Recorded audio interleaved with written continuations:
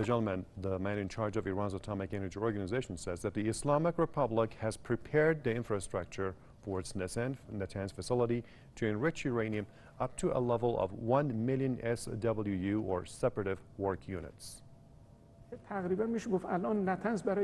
We can roughly say that Natanz is now ready for 1 million SWU.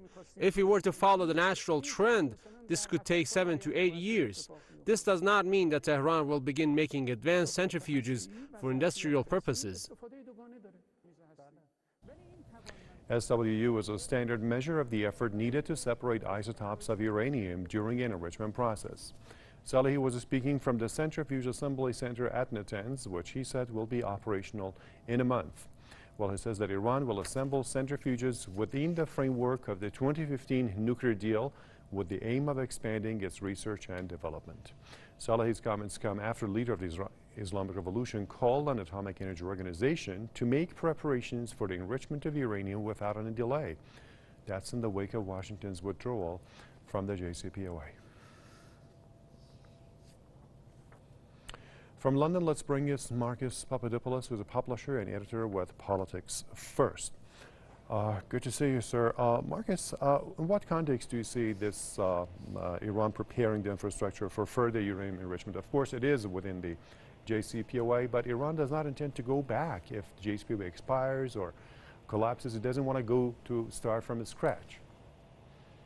Let me first of all set the scene. Iran is a signatory to the Non-Proliferation Treaty. That is a fact that is barely told by Western media. Conversely, Israel is not a signatory to the Non-Proliferation Treaty. Why? Because Israel, unofficially, of course, possesses nuclear weapons. And that alone is a major reason for why the Middle East is so very, very volatile and is so very, very unstable. Now, turning to Iran and the enrichment of uranium, Iran has every right under international law and also in accordance with the Iran nuclear deal to use nuclear power for civilian purposes. That is something which many countries in the world do and have a right to do, including many in the West. So there is absolutely no reason whatsoever why Iran should not develop nuclear power for civilian use. And all the more so because Iran is still a part of the nuclear deal, but America isn't. Now, what does that mean?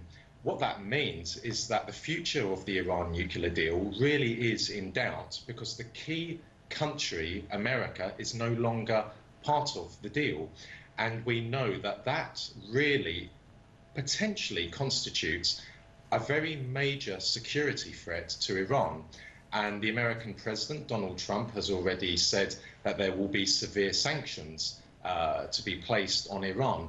So that will weaken the Iranian economy and thereby weaken Iran's overall national security. So Iran enriching uranium for civilian use will be very important to the survival of the Iranian state, of the Iranian government, and also for the security and stability of the Iranian people.